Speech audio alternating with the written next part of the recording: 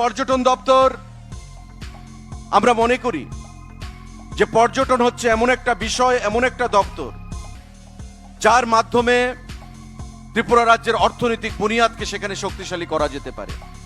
মাননীয় মুখ্যমন্ত্রী প্রায়ই আমার সঙ্গে যখন কথা বলেন বা আমিও যখন ওনার সাথে কথা বলি, আমি ওনাকে প্রায় সময়ই বলি যে মুখ্যমন্ত্রী মহোদয় 1.5 থেকে 2 বছর অপেক্ষা করুন, সময় দিন।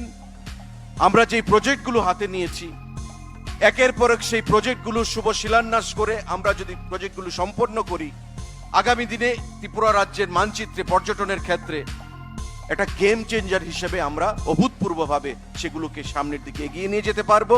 এবং পর্যটন ক্ষেত্র হিসাবে ত্রিপুরা রাজ্য উত্তর পূর্বাঞ্চল নয়, সারা দেশের মধ্যে একটা বিশেষ স্থান আমরা গ্রহণ করব। আমাদের মাতা ত্রিপুরা সুন্দরী মন্দির নতুন করে বলার কিছু নেই।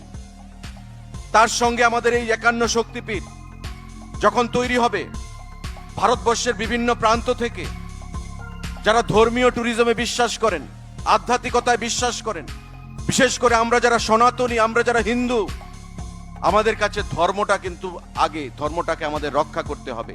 স্বাভাবিকভাবেই হিন্দু ধর্ম পৃথিবীর শ্রেষ্ঠ ধর্ম, সনাতন ধর্ম পৃথিবীর শ্রেষ্ঠ ধর্ম। সেই শ্রেষ্ঠ ধর্মকে যদি রক্ষা করতে হয়, আমাদের সেই ধর্মীয় প্রতিষ্ঠানগুলোকে নতুন রূপ দিয়ে মানুষের কাছে, বিশ্বের কাছে সেখানে প্রস্তুত করতে হবে, প্রেজেন্ট করতে হবে। 51 শক্তিপীঠ তারই একটা আমাদের প্রচেষ্টা, 51 শক্তিপীঠ তারই একটা সরকারের, আমাদের মুখ্যমন্ত্রীর, আমাদের প্রধানমন্ত্রীর একটা প্রতিফলন।